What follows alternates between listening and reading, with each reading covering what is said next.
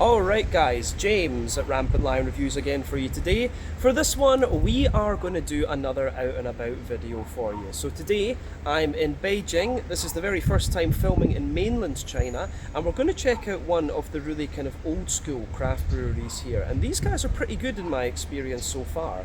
So this brewery behind me is called Jing A, or Jing A, I'm not sure exactly how we should pronounce it. But these guys have been around for quite a wee while, and they do a whole variety of different styles of beer and things. So I think this could make for a really interesting out and about video, and definitely cool to come to mainland China and check out some of their craft beer. So we'll do as we always do. We'll go in, we'll have a walk around, we'll try some food, we'll try some beers, and we'll have a nice time. So yeah, I hope you guys enjoy this one. Jing A Brewery here in Beijing. Alright guys, well that is one of the entrances to Jing A here that I was just filming in front of this one, but up here you can see right there they have another entrance too, and you can see these little electric scooter things. These guys on these bikes are just crazy.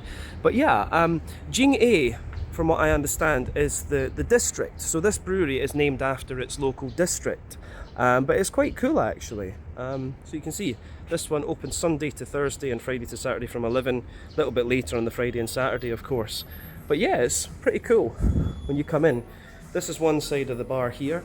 They've only got a few of the beers on tap at this particular side of the bar, but there is a bigger bar which you'll see in just a second.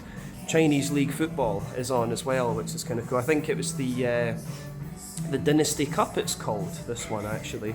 So yeah, you can see they've got a few things here. The Imperial Yunnan Coffee Stout 3 hop policy, which I think is it's an IPA of some description. I forget if it's New England or West Coast. Dongbei IPA, Yi Ji He, and then HBC 586, and the Apocalypse, which is a West Coast IPA. But yeah, there you can see the Jing A Brewing symbol here. But this bar is actually really quite long. So yeah, if you come to this corridor, you see the whole length of it. So if you walk up here, you can see some of their fermentation tanks and things like this. So these look as if they're maybe about 1,500 litres, something like that.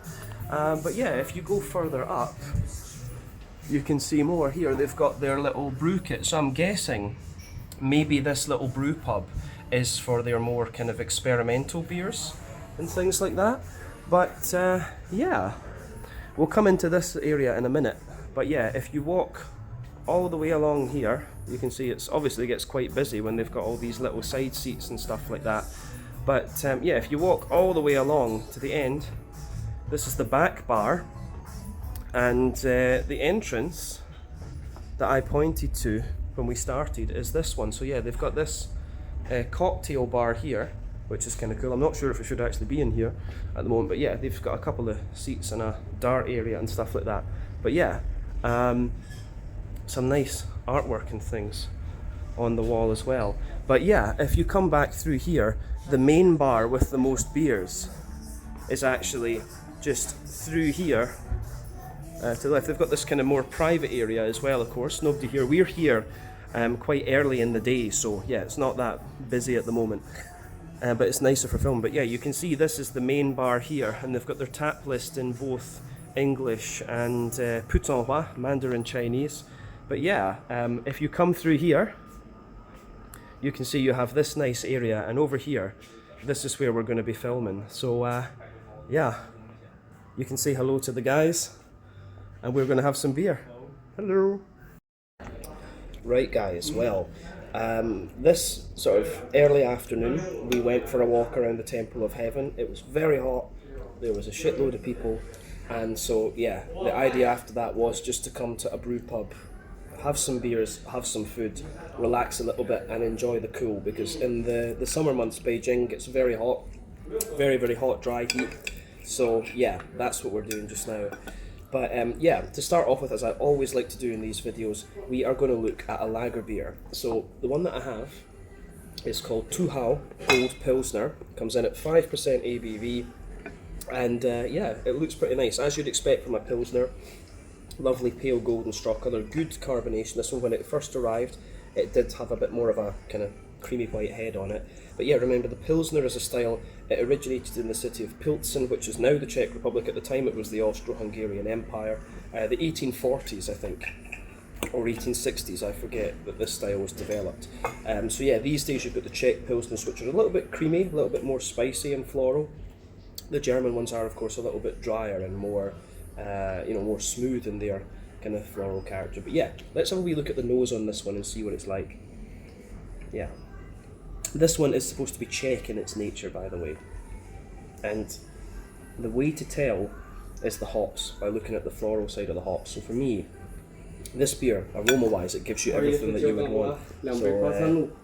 So yeah, the fruity side, the malty side of this one, you've got that lovely fresh white bready bread crust that you expect, fluffy white bread in there. You've got a little bit of, cracker. You've got a little bit of like Jacob's cream cracker and stuff like that. As I say, fresh white bread. You can smell that crisp Pilsner malt in the top of the nose. And you've got a little bit of like a sweet McVitie's digestive biscuity sort of thing with this one. So, yeah. Malty side of the beer gives you everything you want. You do get little touches of woodiness and crackery note and like a sort of farmhousey bready character in the back of the nose. I will point out as well, in this video I probably sound a little bit funny. Whenever I go to different countries in Asia these days, I always seem to get what I call an air conditioner cold. So my nose isn't in its top condition at the moment. You can probably hear I've had a little bit of a cough as well. So yeah, my palate is fine, but nose and voice is still a little bit messed up. But yeah, other than that with this one, you do get a nice little bit of, there's a little bit more of bready sweetness comes out of this one later into the nose. Hoppy side of the beer, little touch earthy, little touch herbal. I will say the green component is quite smooth, which is a little bit more German in honesty, but if we get more kind of spicy bitterness out of this one into the aftertaste, that will make it kind of Czech. But yeah, nice grassiness in there, a little bit of floral note. Your fruity side of the beer is kind of what you'd expect. There's a little bit of like pear, a little bit of like very slight touch of apricot, a little bit of gooseberry, things like this. So yeah, the aroma of this one is pretty much what you'd expect from the style, but it does smell a little bit smoother German and more sort of Helles lager like. So yeah, as I say, still got a little bit of phlegm in my throat. But yeah, this one, the Tuhal Gold Pilsner, 5% ABV. Let's have a taste. It's my first beer here at Jing A Brewery, or Jing A Brewery in Beijing. Slange, Skål, cheers, Gambe.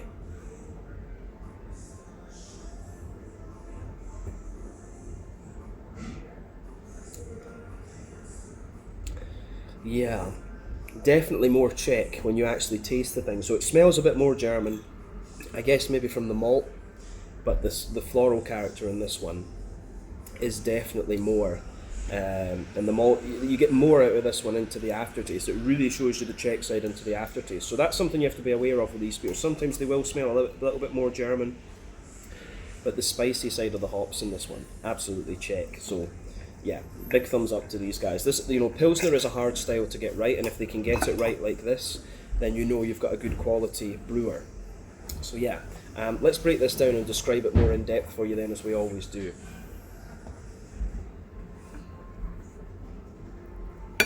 So the backbone of the beer, fresh white bready bread crust. A little bit further forward on the palate you get that wee bit of woodiness, a little bit of crackery note in there. You do have a slight layer of brown bread, then you've got the white bread, and then above that you can really feel that crisp, dry Pilsner malt character coming out of this one, particularly further back on the palate. In the dead centre of your tongue you've got that little bit of sweet McVitie's digestive biscuity type note to the beer as well.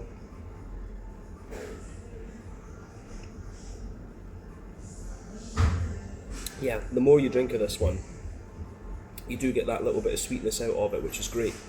So yeah, lovely little bit of oily sweetness in there, the biscuit.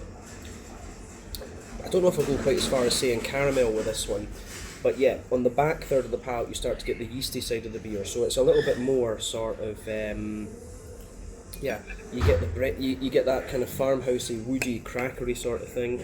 You get the just a little bit of woodiness into the aftertaste too. So yeah, malty, yeasty side of this beer is done very, very well. The green component of this one, the hoppy side of the beer, You've got some nice earthy notes in there at the back of your palate. Further forward it's a little bit herbal, and as you move further forward toward the kind of front corners of your palate, it's a little bit more spicy and floral and aromatic. So yeah, round the front curve of the tongue, definitely lighter and more grassy, and a wee touch zesty as well. So yeah, the way that goes together, I think, is really nice. The fruity side of the beer is pretty much what we described in the aroma. If you go to that front third of your palate, you'll get that nice oily bubble where the fruity notes come out of the beer. And for me, yeah, the fruity side of the beer, it's the fruity side. Yeah, you've got a little bit of oily pear. You've got a wee bit of like apricot or something underneath, maybe a little bits of sultana as well. And as you move further forward, you get a little bit of that kind of fresh green apple note out of this one, and a little bit of oily gooseberry as well. These are all things you expect from the Pilsner. In terms of the beer, overall, I would say quite light-bodied, which is what you want. It's got a good little bit of carbonation to it, which pushes the Czech side, the Czech thing, the slightly more spicy floral aromaticity and the drier Pilsner malts. That's really getting pushed by the carbonation in this beer. Malt was, as we said, a bit dry underneath, smooth in the middle, little touch sweet on top. The IBU of this one, I think this is probably maybe 30 or 40 IBUs. I think 30 probably seems a bit right for this. Then the fruity side of this one's just a little bit oily. But all in all, very, very nice example of a Czech Pilsner.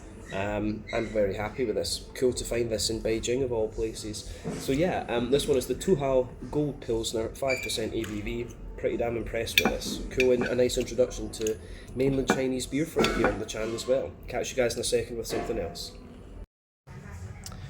Alright guys, well let's have a little look at the drinks menu here at Jing A in Beijing then. So yeah, quite a lot of stuff here, as you might have seen from the little walk around.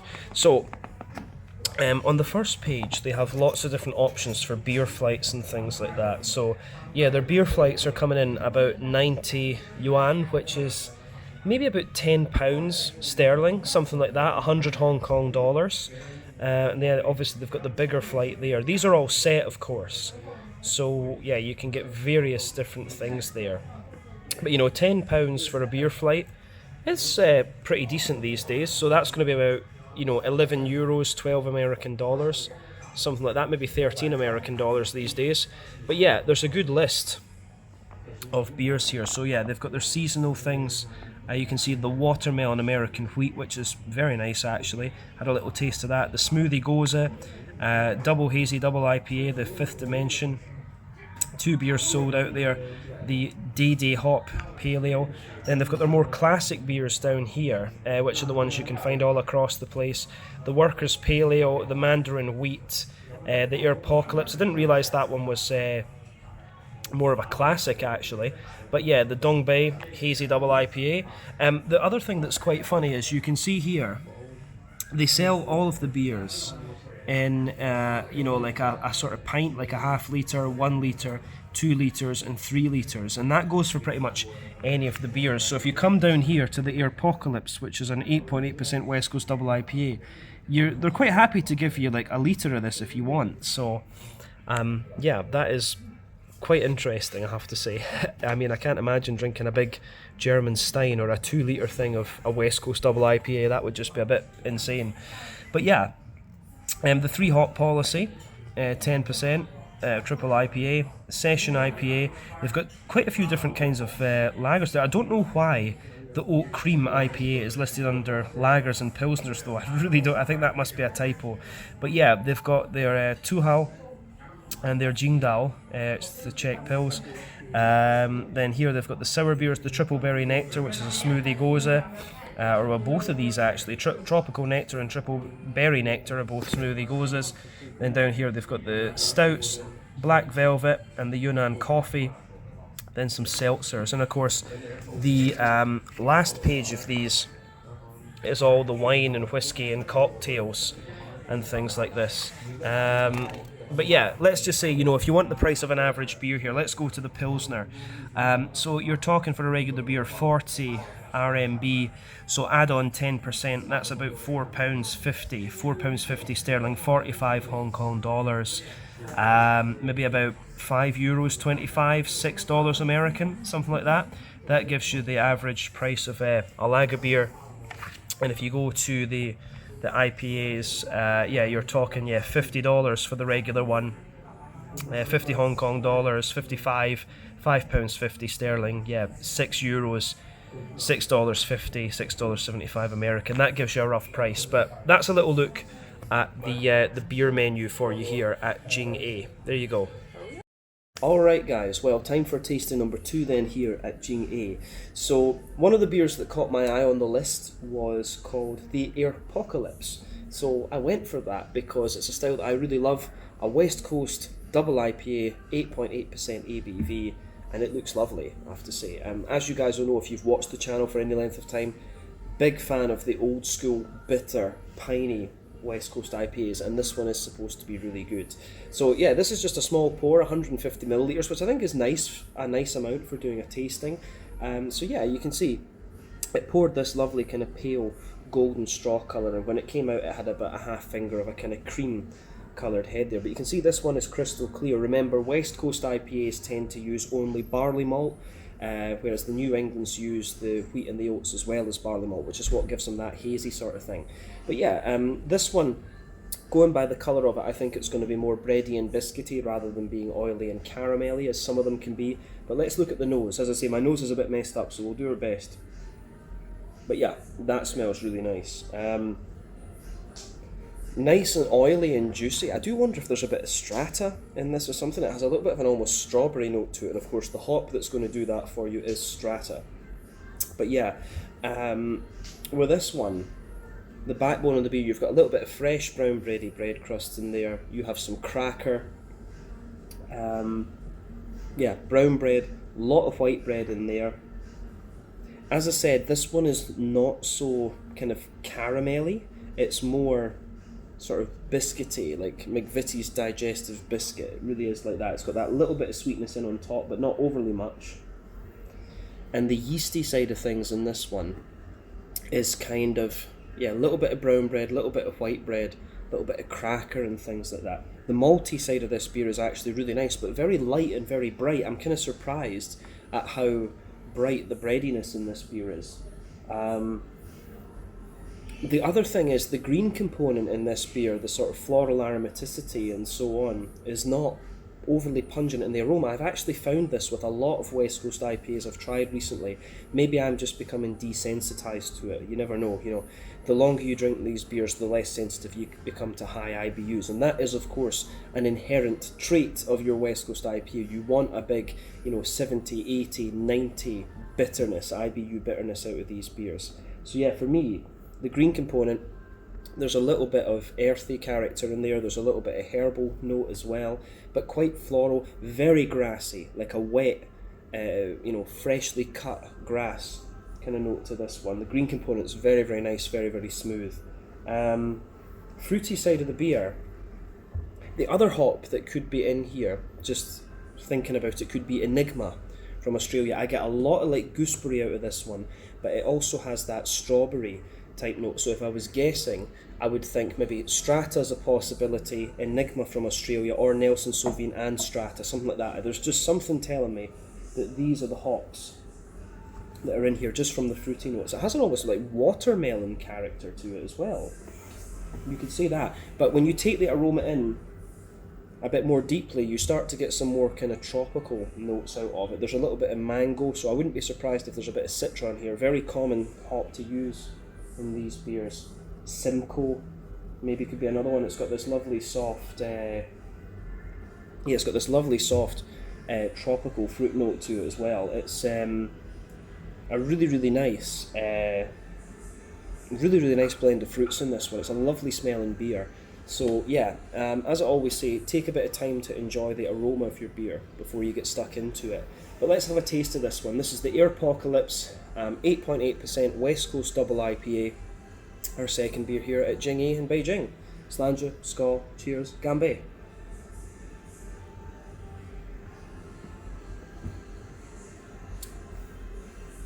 That's pretty damn good.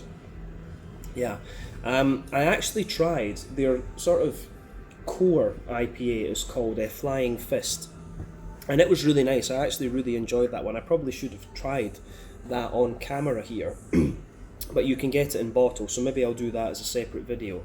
But that is a really nice West Coast IPA. I'm going to say it's actually quite surprising because from the colour, I think on the camera, if I shine the light through this, it is very blonde in colour, but it actually has a lot of sweetness to it, so you'd expect it to be more amber. So yeah, it has a lot more caramelly note to it than the appearance would make you think, and it does have that big bitterness. So it kind of shows you my nose is getting less sensitive to big green components now. Because remember, IPAs, you can hop them in 3 ways. Early edition hopping, which is going to give you a big, deep, dank green component, that gives you a lot of your bitterness. Late edition hopping is going to give you a little bit of bitterness, mainly flavour and aroma, and very bright green component. Dry hopping is going to give you all flavour and aroma and a very bright green component. Again, West Coast IPAs use all 3, which is why they are deeper, danker and more bitter. New England IPAs rely on late edition and dry hopping, which is why they're softer, juicier and brighter. But yeah, this is a lovely beer. Let's break it down.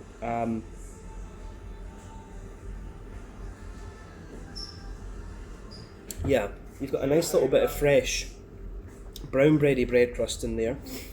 On top of that, there's a little bit of cracker, a little bit of wood. Then yeah, the brown bread, the white bread. The bready characters in this beer are actually really quite sweet, which are very nice. Then on top of that, there's a little bit of like biscuit, I would say. So McVitie's digestive biscuit, sweet caramel in the middle of the palate, and then a little bit more of McVitie's biscuit around that. Malty side of this beer is really nice. Yeasty side of the beer is a bit more brown bready, a little bit more a little bit more crackery and things like that. But the green component of this one, there's a little bit of earthy note in there, there's a little bit of herbal character, some pine resin underneath of course, big deep dank early notes there. A little bit floral and spicy at the front corners of the palate, nice and grassy around the front, slightly oily as well actually, which is really nice.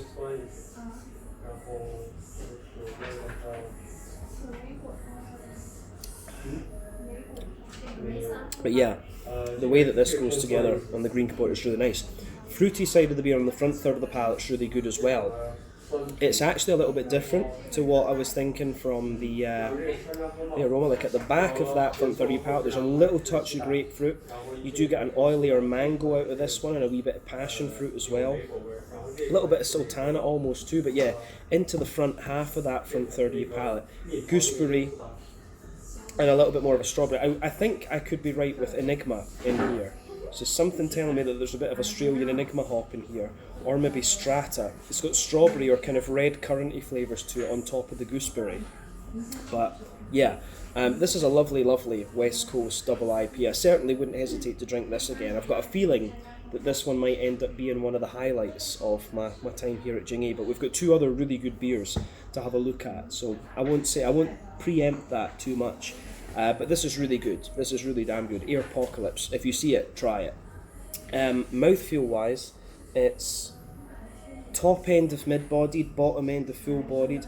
Very smooth carbonation. This one, it's got a lovely big oily mouthfeel, which is what you want from a West Coast double IPA. And then, the malt base, bit dry underneath, smooth in the middle, lovely and oily and sweet on top. And then yeah, you've got that lovely oily fruity character. But yeah, that's a cracking West Coast double IPA. That is really, really good. So let's leave it at that for this one. This is Airpocalypse, 8.8% ABV. Good stuff. Looking forward to the next one now. The quality of the beer here is pretty damn good, I have to say. Catch you guys in a second. Alright guys, so yeah, we ordered some of the food and it looks pretty good actually. This one's the burger. I forget the name of the burger, but basically yeah, it's like Australian beef. And it's got, I think it's with a Wagyu sauce or something like this. Then we've got, was this called the Legion of Sausages? Yeah, I remember right, the League of Sausages. So we've got some good sausages to try. And then we also got a little spaghetti bolognese, actually. I think it was supposed to be spaghetti, but that's like penny pasta. But as long as it tastes good, who cares? Yeah, so let's have a little look at these and see what we think. Alright guys, well, let's have a little look at the food then, because this looks really good. So we'll start off with the bolognese, because I'm really curious about this one.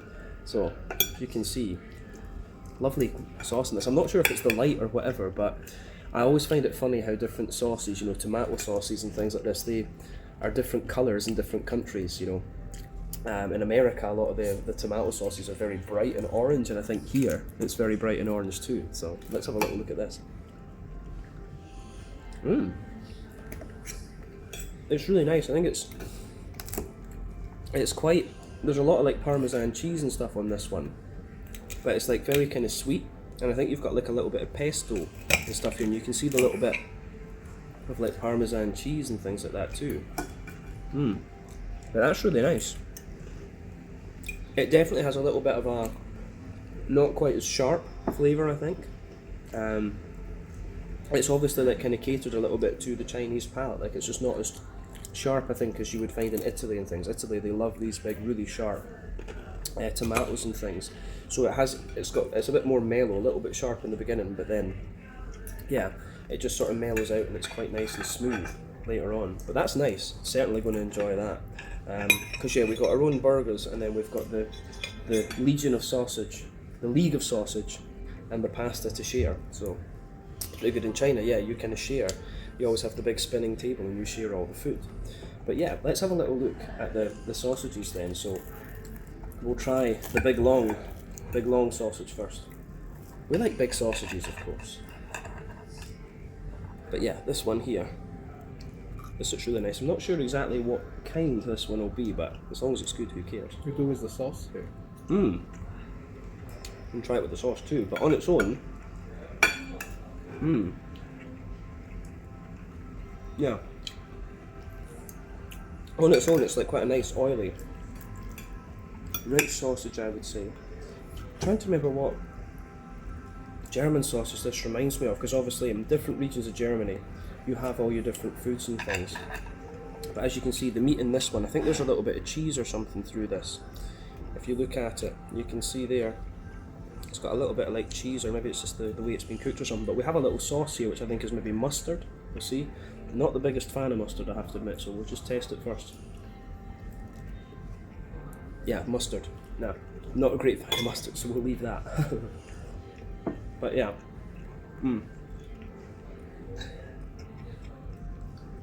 This big long sausage that you saw there is really good. So we've got this one here now. So not sure. I'm surprised that they don't have kind of Nuremberger. But I think they might be a mix of, like, just looking at this, these look a little bit more like Italian sausages with the more red meat and things. But let's see what it's like.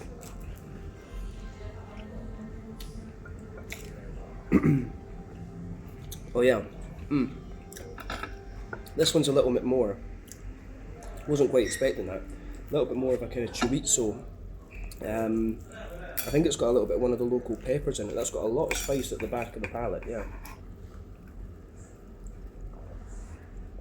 Yeah, that's the thing, because obviously in mainland China, different regions, you have different levels of spice and so on. But yeah, that's quite a spicy one, a little bit more like your, the Spanish one's got, the name of the Spanish sausage is going right out of my head now, that's terrible. But yeah, it's like some of those kind of spicy Spanish sausages. The one over here, this one, I've got a feeling this could be like an Italian salsiccia. So let's have a wee look.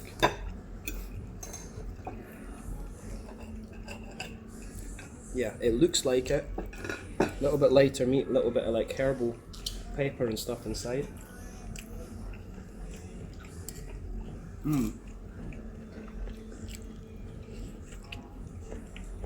But it tastes more German, definitely. More of a German sausage, that one. But it's very nice. So yeah, you've got one kind of sweeter sausage so far, one more mild, slightly peppery one, and then a really quite spicy one. So yeah, let's have a little look at the kind of Cumberland type sausage. Maybe this will be more of an English sausage, we'll see. So I'll just show you. Oh, if I can get my fork back out, you can see. It's like this. So yeah, let's taste a little bit of this one and see what it's like. But yeah, quite pale in the middle, yeah. I think this will be Cumberland.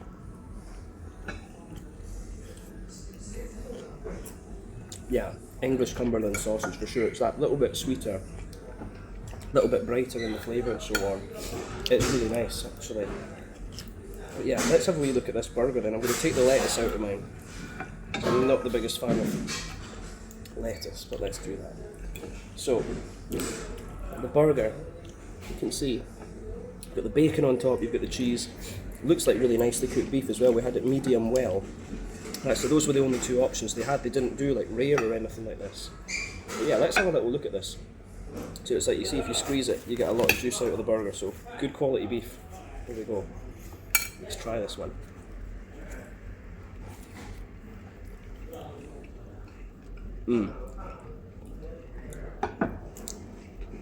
That's nice. The mayonnaise actually is quite sort of sweet, smooth.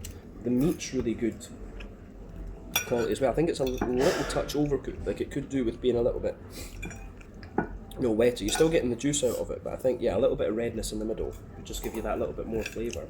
But the bacon and the cheese,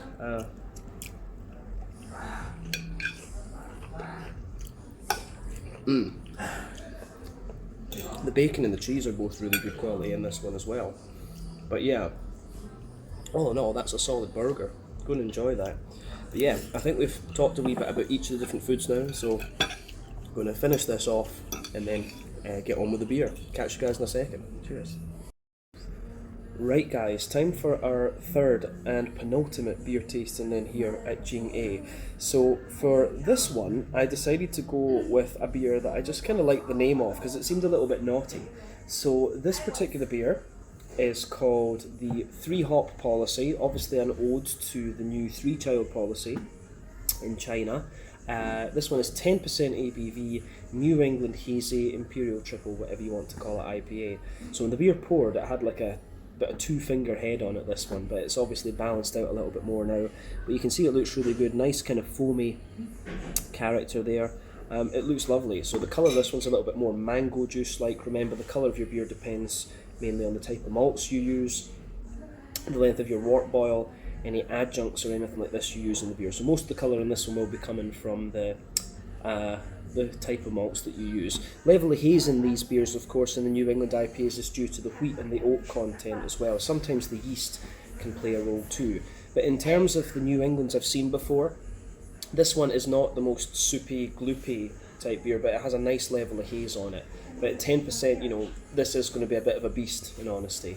But yeah, not too much carbonation visible in this one, but it's retaining that last little bit of head really nicely there. Let's look at the nose on this one and see what it has in store for us. That's really nice. That's very nice.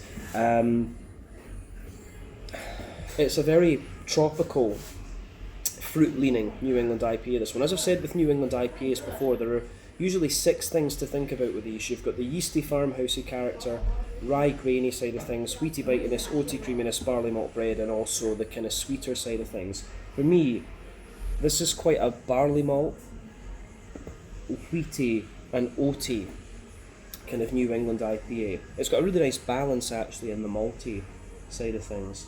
So for me, backbone of the beer, you have that nice fresh white bready bread crust in there. A little bit of cracker, of course, very often you'll get cracker on these beers. Little tiny touch of sweet brown bread, fluffy white bread, of course. At the back of the nose you get that little bit of like wheaty bitiness in there. Good little bit of oaty character in this one too. So remember, with these beers you can, the oatiness in these beers tells you how fresh it is. The more creamy it is, the fresher the beer is, the drier it is, the older the beer is. But on top of that, there's quite a little bit of sweetness in there. You've got some Werther's Original butter candy butterscotch.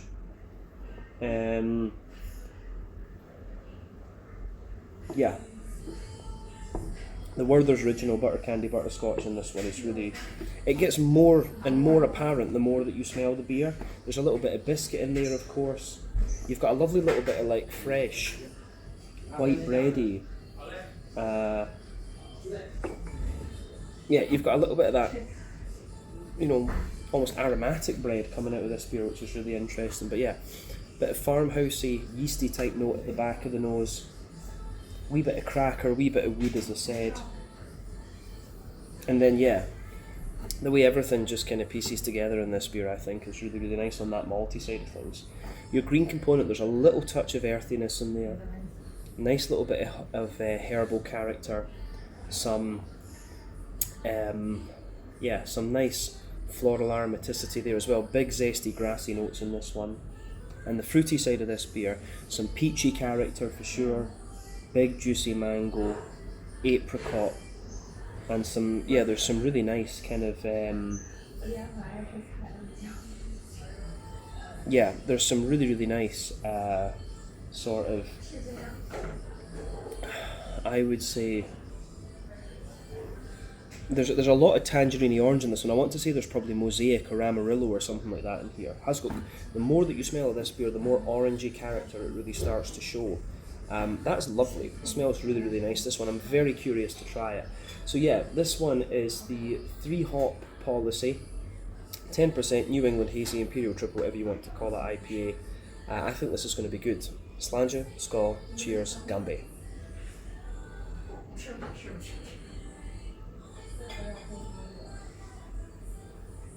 Yeah, that is pretty damn good, I will say that. First impression of this one is big, smooth, oaty, creamy leaning New England IPA, and the aroma, it gives you the impression of being a bit more barley malt and wheaty leaning, but yeah, this is really oaty, this one. That's very good. Yeah, that's one of the things. You see Jing A around quite a lot in the city, and they seem like, you know, there's been a few core beers that get out there a little bit more, that are a bit more generic, but obviously when you come here you get the more experimental beers, and these are really good. This is a very good quality beer.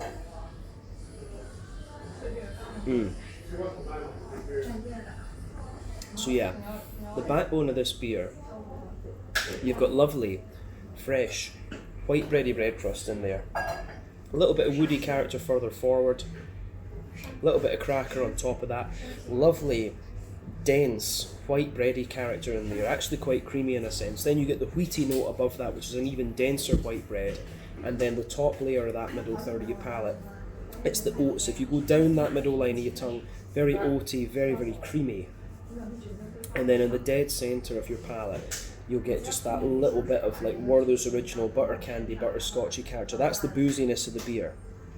So yeah, the boozy side of this beer is really nice. Just gives you that little bit of sweetness into the aftertaste. It's beautiful stuff, this. The yeasty side of the beer for me is quite, at the back of the palate you've got that little bit of woodiness, you've got that little bit of cracker in there. Yeah.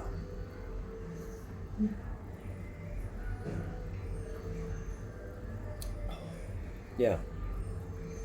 This is really good.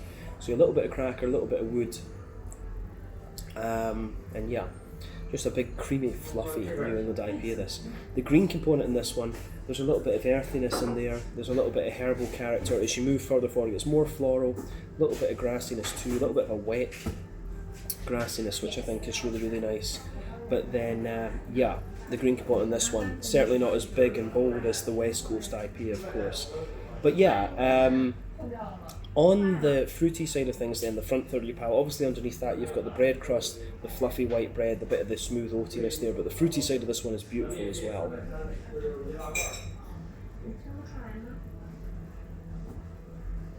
So yeah, fruity side of this beer for me, at the back of that front third of your palate, there's a little touch of peachy sharpness in there.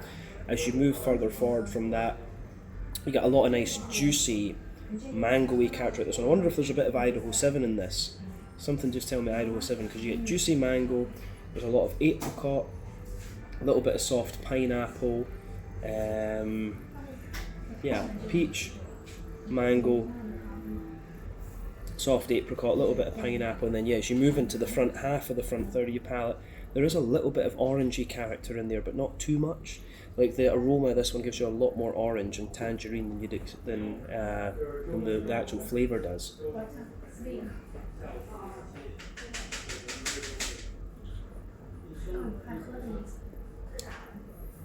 Yeah, but I think, yeah, there is a wee bit of that tangerine orangey note out of this one too into the aftertaste. I wonder if there's a bit of Sabro in this, because it does have a little bit of an almost coconutty type character to it as well.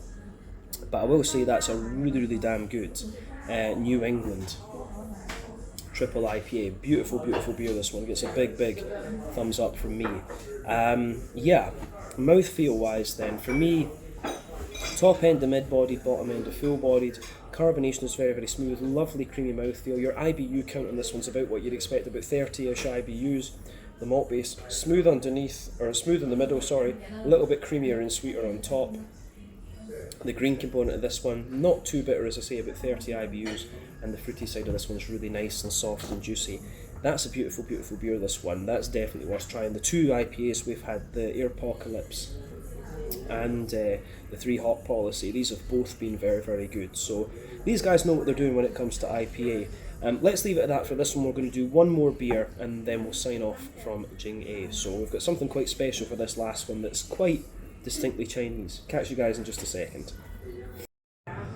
Right guys, so here's a little look at the tap list here at Jing A in Beijing. So yeah, they have the Mandarin Wheat, which I believe is one of their kind of core beers, Tuhao Gold Pilsner, Jingdao Pilsner, the Hawthorn Smash Cider. Hawthorn is this kind of berry thing that's kind of native to this area. Actually it's quite tasty, quite different though. Cloud Spotting IPA, Lingdao Lager, Workers Pale Ale, I think that is one of their cores as well. Flying Fist IPA, which I think is core 2. Apocalypse Double IPA, 3 Hop Hazy Triple IPA, Dongbei Hazy Double IPA, the Black Velvet Stout, Tropical Nectar, Goza, and then the Heartbreaker Sour IPA. So you've got a really good selection of beers here at Jing A. So let's jump in and see what we have. So yeah guys, I noticed on the wall just in front of me, they've got some big pieces of artwork showing some of the artwork from the beer. So yeah, Death by Pineapple sounds like a good way to go actually. 6.5% fruited pale. The Triple Berry Nectar, I've heard very good things about that actually. Yeah, up here they've got some, it looks like bands and stuff like that too. But then yeah, Black Cat, which is a Lapsang Soshuang Schwarzbier, sounds like some kind of spice or something. Then down here, the Queen of Hearts, which is a tea seltzer.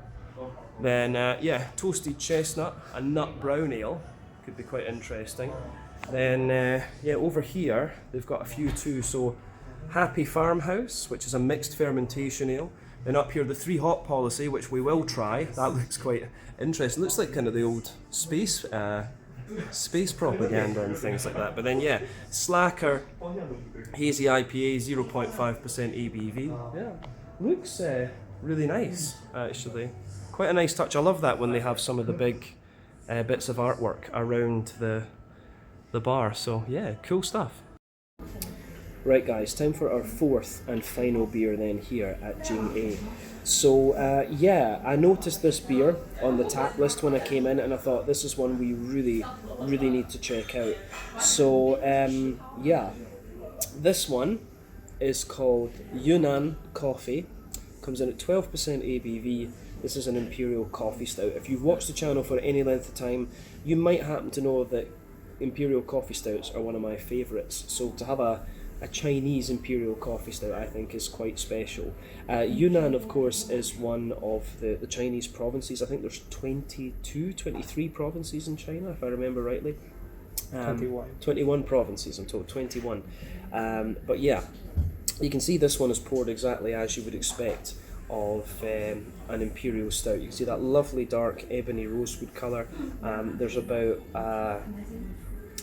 half a finger of a frothy, I would say kind of fawn coloured head in there, and it looks very nice. There's not too much in the way of visible carbonation with this one, but like I say, it looks pretty much as you would expect for an Imperial, as you would expect from an Imperial Stout. But yeah, nothing else about the appearance. I think we should just dive in and have a little look at the nose on this one. Yeah, this is definitely the place you want to finish with. This is very much a dessert beer. So with Imperial Stouts, there are a few ways you can play with this style. You can do a longer wort boil, which is going to give you more leathery, brown sugary flavours out of the beer. You can do more kind of like a double mash, which is going to give you a bigger sticky mouthfeel. You can do barrel aging, of course, which is going to give you more complex flavours, but you sacrifice a little bit of the mouthfeel. Or of course you can do what's the last thing? Yeah, you can put lots of adjuncts and things in it, like imperial coffee stouts, of course. But coffee beans are one of my favourite adjuncts to put in these beers because they have such diversity. They're like hops, you know. Depending on where you grow the bean across the world, you've got different soil profiles, different water profiles, so that's going to affect it. You've got different types of bean, of course, which have different flavours. So yeah, coffee beans are very, very diverse, but this one is specifically called Yunnan coffee, so I'm guessing that Yunnan is well known for its coffee beans. So yeah, so with this beer you've got a whole host of things going on. You've got that roasty, toasty, well fired bread crust in the base.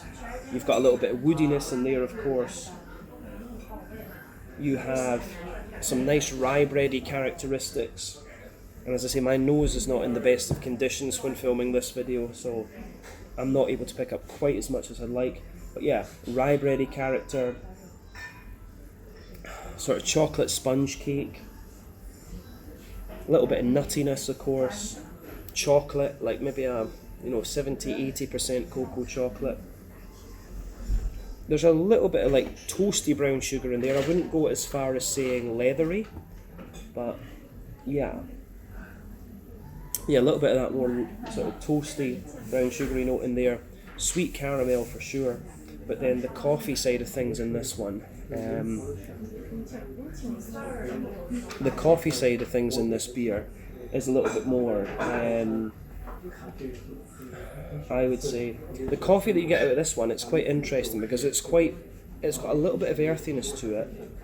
It's quite aromatic, and it's quite aromatic, it's quite earthy. It's got a little bit of like a figgy, black curranty type note to it as well. And that's given the beer quite a little bit of complexity, so I do like that with this one. Yeah, the coffee bean in this one, as I say, I'm not getting so much out of my nose. This side of my nose here, the left side, is quite blocked, but I'm just telling you what I can actually get.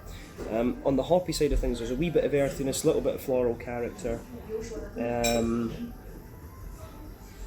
nice little bit of grassiness as well.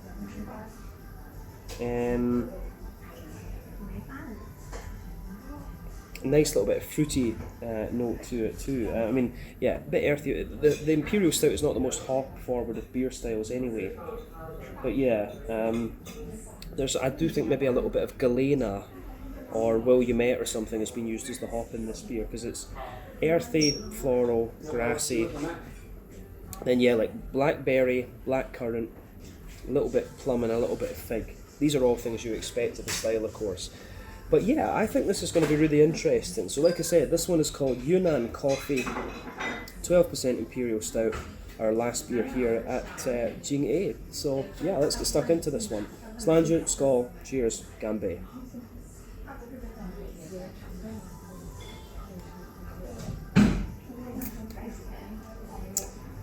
Yeah, again, that's really, really damn solid. That's a very, very good beer. Like I said earlier, I think here you're getting the more experimental Jing A stuff, but their more core beers are a bit more widespread. That's really good. I've been quite spoiled with Imperial Stouts over the years living in Scandinavia. The Danish and Swedish and Norwegian Imperial Stouts, the Finnish stuff that I've come across as well. Estonia's not far away. Very spoiled when it comes to this particular beer style, but I have to say I'm impressed with the quality of this one. These guys know what they're doing when it comes to brewing different styles of beer. That's very, very good.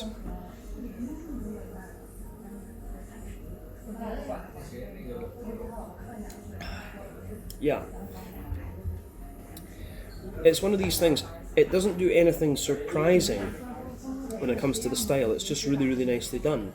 So the backbone of this beer, toasty, well-fired bread crust in there, a little bit of woodiness, like I said. Then you've got the rye bready character above that, which is quite oily actually and quite toasty. Then you get that wholemeal brown bready character above it. Then you get this kind of chocolate spongy type note out of the beer.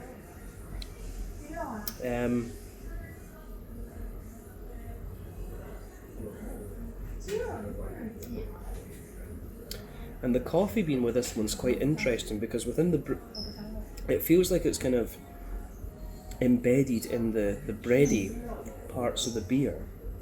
So like it's a very kind of aromatic coffee type note that comes out of this one. So yeah, the coffee in this beer has a little bit of earthiness. It's a soft roast, you can tell that. It's quite aromatic, but there's quite a lot of fruitiness there. There's a lot of fig, there's a lot of blackcurrant. And yeah, as I say, those flavours are embedded into the bready notes of the beer. You do get a little bit of nuttiness out of this beer, but then above the bready characters, you get the toasty brown sugar. Well no, probably you get the chocolatey layer first, sort of 70% cocoa chocolate, maybe 60 actually. The chocolate's quite bright in this one, which is interesting, so yeah, about 60% cocoa chocolate. And then yeah, above that you get the toasty brown sugars. It does have a little bit of leathery brown sugar to it as well, which maybe makes me think slightly longer wort boil, but not too much. And then in the dead centre of your palate, you have a little bit more of that leathery brown sugary sort of thing. So you've got that, yeah, that treacle molasses type flavour, and of course at 12% ABV, you would expect a little bit of that from this beer. And then you've got the wee nutty flavours coming out later on. So yeah, that's really nice in this one. When you go further back on the palate, you can feel that the bready characters are a little bit lighter, more airy, a little bit drier. The yeasty side of this beer is definitely a wee bit more, more rye bready leaning. Has a little bit of toastiness to it as well, and that's on the top of the back third of the palate. But yeah, the I would say the hoppy side of this beer, you know, I don't know if there's too much more to say about the yeasty side of things. The hoppy side of this beer, it's a bit earthy, it's a little bit herbal. As you come further forward, you've still got a bit of floral aromaticity to this one. If you had a can or a bottle of this, you probably could age it for a little bit and it would get more silky as time went on. But yeah, floral aromaticity, nice grassiness, and then yeah, you have the fruity side of the beer at the front third of your palate. So let's look at that fruity side of things just to round off.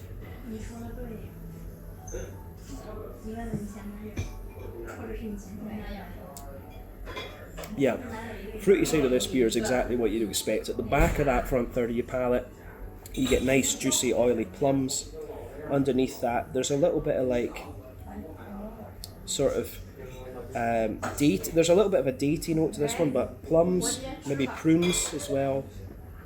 As you move further forward, you get a little bit of juicy fig, and in the front half of that front third of your tongue, it's like blackcurrant and then an oily blackberry on top of that. This is a beautiful beer, this one. Really, you know, and this is what we like. You know, you can see we've tried lagers, we've gone through the two types of IPAs, and now we're at the dark end of the spectrum. These guys really know what they're doing. They really do. And that's a lovely imperial stout. Yeah, so to round off this review then, mouthfeel wise, this beer is definitely full-bodied, mid-range full-bodied. It's not the thickest of imperial stouts I've come across, but again, my point of reference is Scandinavia. Our imperial stouts are very, very thick. But the carbonation on this one's very smooth. It's got a very silky mouthfeel to it. IBU wise, I think this beer is maybe about 60-70 IBUs. It doesn't come across as madly bitter, in all honesty, but the malt base, toasty underneath, smooth in the middle. The coffee's in there as well, giving you that little bit of dryness. Then you've got that drier sweetness on top. The IBU count in this beer, as I said, like 60-70, and then the fruity side of this one's nice and kind of red fruity. But overall, very, very nice beer, this one. A style I do like, and a sub-style that I like very, very much, and I've been impressed with it. So yeah, I think this is a good beer to round off on here at Jing A. So let's leave it at that for this one. I'll give you my final thoughts on the brewery outside in a second. But yeah, very impressed with this beer. This is absolutely worth trying. Catch you guys in just a second. Alright guys, well that is our time over then here at Jing A in Beijing. And yeah, we had a really nice couple of hours here. I was really impressed with the quality of the beers. We tried a Pilsner at the start, which was really nicely done, then a West Coast Double IPA, New England Triple IPA, and then we had the Imperial Coffee Stout. And all three of these beers, or all four of them, really, really impressed with the quality. The food was very good as well, good variety of different things on here. Price is pretty reasonable as well for all the different things, so I was quite happy with that, I have to say. But yeah, if you find yourself in Beijing, Jing A is a very good place to start. These guys are one of the more old school craft breweries from what I hear, and they do really good quality stuff. So yeah, I think definitely worth visiting. if you come here. So check them out. But thank you for watching. Check out my social media, check out Jing A's social media. I'll put all the stuff in the video description for you below. I don't know how much of that will be Western friendly or whatever, but yeah, you can have a little look at some Chinese media if you fancy. But I'll catch you guys in the next one. Been really cool to film my first out and about video for you here in mainland China. Ciao just now.